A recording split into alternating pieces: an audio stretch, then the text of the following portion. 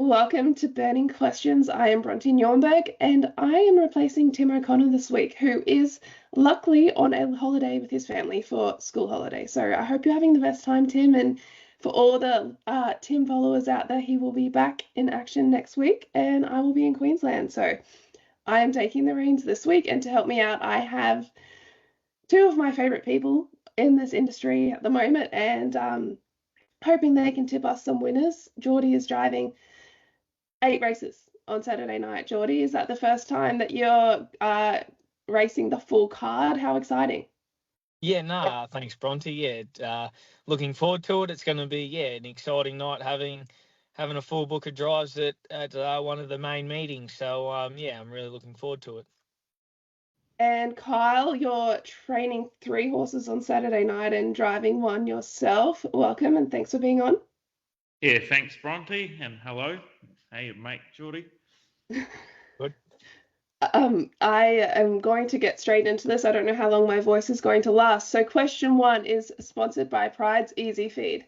Pride's Easy Feed stand as a proud sponsor of the harness racing industry with their set recipes and quality ingredients to give the trainer confidence in what they're feeding. So make the switch to Pride's and get the results you have been chasing. So question one is referring to race one, the tab we're on Pro Chevalier free for all, and that is Buck or Yambuckian in the first, or does another horse have the winning thirst? I might go to you first, Geordie. You're driving Yambuckian. What is your thoughts on this race? Like you said, Bucky, and he's going quite well at the minute, but he just can't seem to get that win on the board. But he's fine, and again we've got a nice tricky gate out in 7, but looking at the race, there's probably a bit of speed early with Serge Blanco and Bulletproof Boy. They'll probably be sort of the first two looking to get across to the fence. But like Bulletproof Boy's going great guns at the minute. Scotty's got him going as good as he ever has. So I think if he can find the front and there isn't a heap of pressure, I think he's probably the one to beat. Yeah, I agree with you. I was looking at this race and I quite like Bulletproof Boy. I thought he went super last start, but I'll throw to you, Kyle. You've got a great horse in the race, but you've probably got the most unwanted barrier. Buck, he's drawn wide on the second line. What are your thoughts here? Yeah, terrible draw in the way the races have been run as of late. They're just flying off the front and making it impossible for anyone sort of back in the half of the field. I see Bulletproof probably going forward with his recent form, and he's got to really make use of that good draw. I don't think he's drawn inside 5 for a long time, and when he does, he seems to go good races. So I see him poking forward, and I think he's just going too good to sort of hand up. I think Scotty would like to hold the front, so it's going to be hard for us drawn 13. Bulletproof Boy can run 153 or whatever off the front. So for us to get anywhere near it, it's probably just too hard for us. Yeah, I think we're all in a bit of a consensus there that Bulletproof Boy is the one to beat with how he's been traveling. So if anyone's listening at home, Bulletproof Boy might be the tip of that race. If we move to question 2, which is sponsored by Sulky App, does Kyle's Son of Mac go back to back, or does a horse have a winning crack? And here we are referring to race 3, that dynamic print group pace. Kyle, you're training and driving Son of Mac, who has barrier 9, and Geordie, you're on no win, no worries in barrier 5. What is your thoughts here? I'll go to you first, Kyle. Look, he's come through that last win pretty well, and I'd say he's taken a bit of improvement off that run. It's probably his first run where he's had to do a bit of work and make use of that work. So he's come through that run and benefited off it. He gets to the second row. I think the one he follows out has enough gate speed to sort of that we can track up and end up handy enough, and depends on the tempo whether we pop round. But look, he's come through that run good, and I think he's on his way back to being what he was sort of last prep. Yeah, just confirming for everyone listening that there is no Queensland trip for him, but I'm sure if he was heading to Queensland, he would have been up there with some of the best because he's a very talented horse. Yeah, so it's probably just a bit far for us this early in his prep. He might only have this race and then sort of go out for a wee freshen up on the water walker. Unfortunately, he is working up well, but yeah, the stable got a virus and that, and yeah, we just thought, oh look, he's there's horses flying up there, so we got a long way to travel to meet them, so we're better off staying at home. Yeah, I you never know with all the classy horses heading to Queensland, it might be the place to be staying at home. So just quickly with you, Geordie, here, you've got no win, no worries. A little bit of a tricky draw, but the horse has ability. What's your thoughts? Yeah, no, exactly right. Since she's come back from a stint in South Australia, Paul's got her back to her form and it's got her going good again. But yeah, it's probably a step up in grade for her, and yeah, probably being out there, we might just have to sort of look to find a spot early and just hope that we can finish on. But yeah, there looks to be probably a little bit of speed early with the beach fantasy. Probably getting across for the pegs, and then like Duke's Choice run last week was super. So if it's lead us back again, it's going to be very dangerous. And even Jack O'Connor on its back has been hitting the line hard the last sort of month. So yeah, it's probably Kyle's horse has got all the class, I think. But if the races run upside down and they go too hard, well then, look, Kyle's is hard to beat. And even like Kyle said, if they do slacken off, he can choose to just idle around them and sit outside of them and be too good.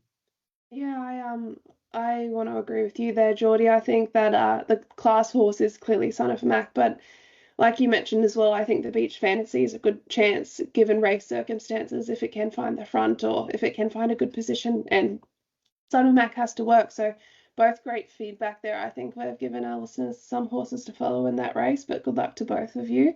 We'll move on to question 3, which is sponsored by Logical Staffing Solutions, who provide labour, hire, and recruitment services to the transport, warehousing, automotive, and manufacturing industries. The logical solution for your staffing needs. We are speaking about race 5 here. Geordie has Beach Hopper, but can Hugo Maguire be a party popper? So I will go to you first, Kyle. You have Hugo Maguire, barrier 1. Chris Alford's taking the reins here, but I was so impressed with this horse's trial on Tuesday or Monday night, was it? Can you touch on that and where the horse is and how you think he'll go in this race? Yeah, we did. We elected to go back to the trials after his poor performance at Cranbourne. The track seemed to be a bit off that night at Cranbourne. It was hard for horses out wide, and he's got a bit of high action, and I think he just really struggled. Public said he was feeling good, pulled him out, and went for probably 200 yards and hit a brick wall. Yeah, we couldn't find anything wrong, and so yeah, we took him to the trials Monday night, and we were just looking for a good run, and he ended up going 154 in front and beating two nice horses. And he said he did it quite well. He's come through that exceptionally well. So he's always been a nice horse. I started him off in New Zealand and really liked him. So he's made his way back, and yeah, I've got a bit of time for him, and we got the good draw. So look, I think all he has to do is sort of do what he did at the trials, and I think it's his race to lose. Yeah, if anyone is also listening, I believe it was at the trials, it may have been Draw a Dream and the highlight reel that I think they were the two horses that couldn't run him down when he was in front. So that is star power that couldn't catch him there. So that was a fantastic trial from Hugo Maguire. And like you said, if he can manage to find the front, I think he'll be a massive contender in this race. Geordie, what are your thoughts on your runner here? You have Beach Hopper, who is barrier 10. Yeah, no, he's also going quite good at the minute, but he just sort of can't seem to find a draw, and he's always sort of out the back and storming home late. But yeah, I think like you have touched on, Kyle's horse's trial was exceptional, and yeah, Cranbourne that night, like Kyle touched on, the track was off. Like every winner was pretty much coming from in front or on the peg somewhere. So that's probably just a forget run for his horse. And like the trial on Monday night was exceptional. And I think, if he can do enough to hold the front, I think, he's going to be awfully hard to beat. Yeah, I think I agree with what you guys are saying. There was another horse in this race, La Belle Bijou, drawn barrier 7. She's got an awkward draw, but she is flying, and I think she has some luck in the run. She could be one of the hardest ones to beat, just looking at the field. But again, a great chance for Kyle there with Hugo Maguire.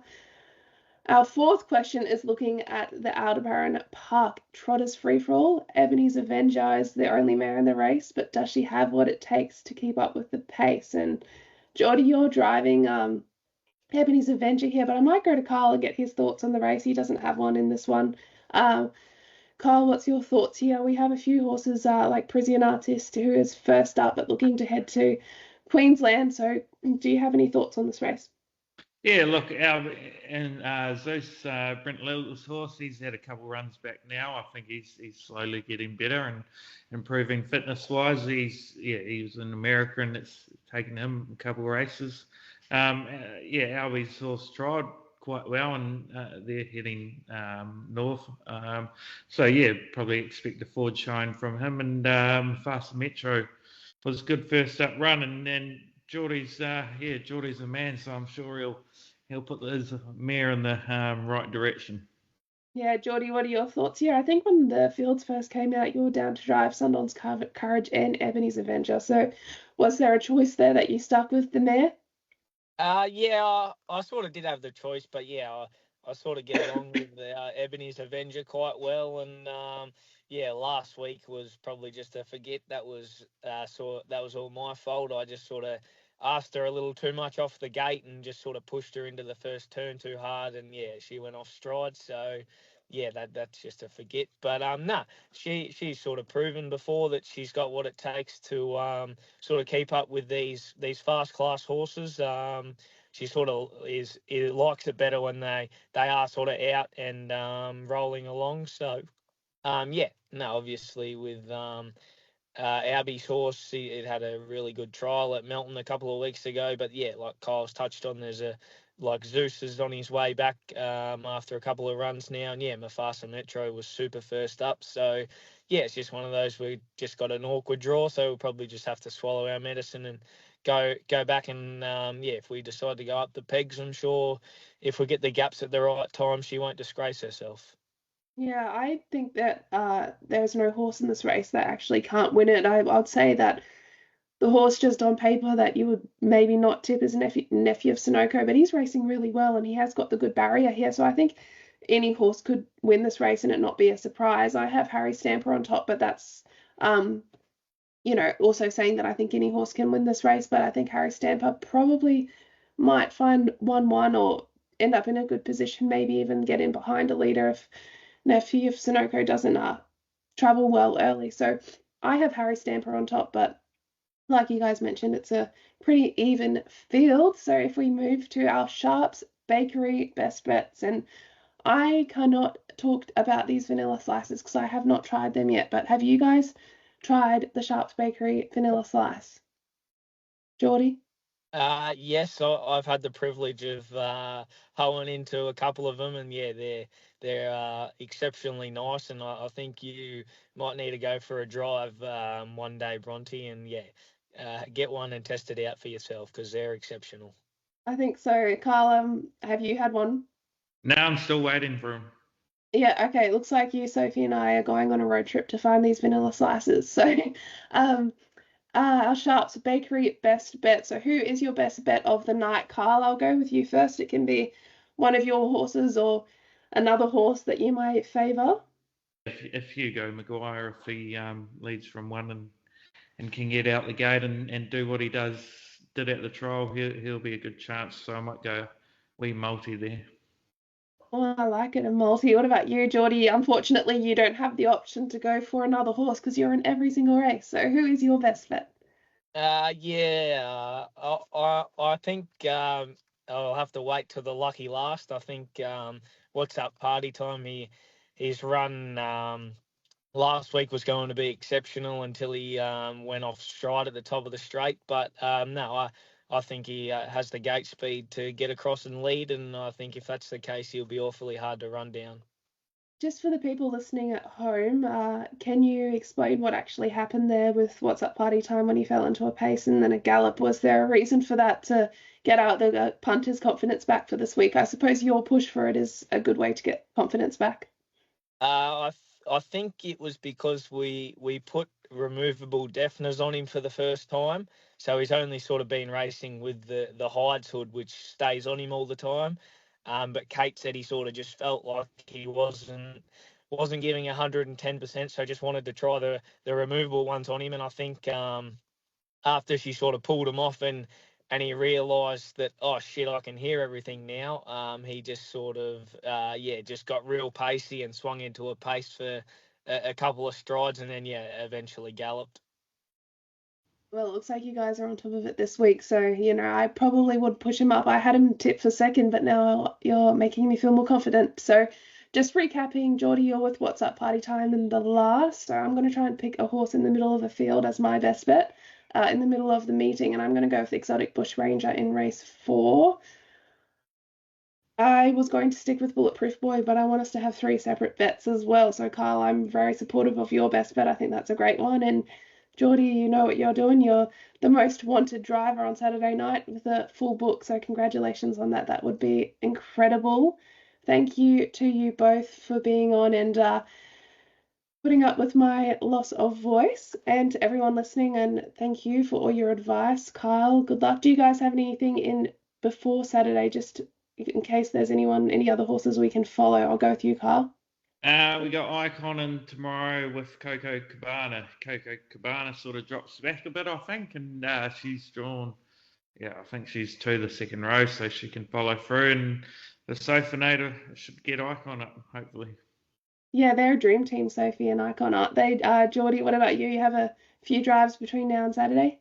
I got 3 tonight at Kilmore. I think, Andy's one in the lucky last again. She trialled at Melton a couple of weeks ago, and I think her trial was nice enough to be going close from barrier 1 tonight. And then I got a couple at Melton on Friday as well, and I think Pet Kitty again got a nice gate out in 7, but I think she's going quite well at the minute, and if she gets any amount of luck, I think she'll be thereabouts too. Well, thank you both for being on, and best of luck on Saturday night. And Tim O'Connor will be back next week to take the reins back on burning questions. But thank you for everyone who has tuned in, and we will see you next week.